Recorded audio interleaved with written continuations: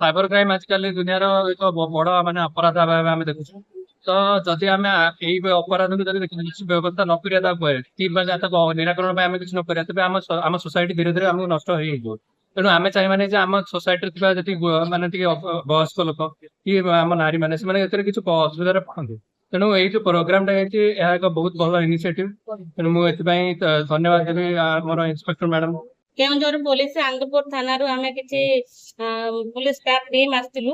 ଆମର ଆସିଥିଲୁ ଫକୀରପୁର ଗୋଟେ ସିଟି କଲେଜକୁ ଆସିଥିଲୁ କିଛି ସାଇବର ଆୱାରନେସ ଦେବା ପାଇଁ।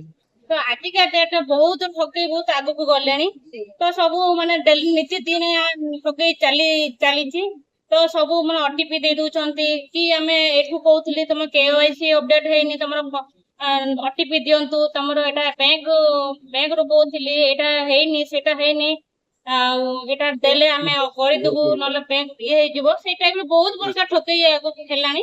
ତ ସେ ବିଷୟରେ କିଛି ଆମେ ଆନ୍ଦପୁର ଥାନାରେ କିଛି ଆୱାରନେସ ଆସିଥିଲୁ, ମାନେ ଯୋଉ ସାଇବର ଆୱାରନେସ କରିବାକୁ।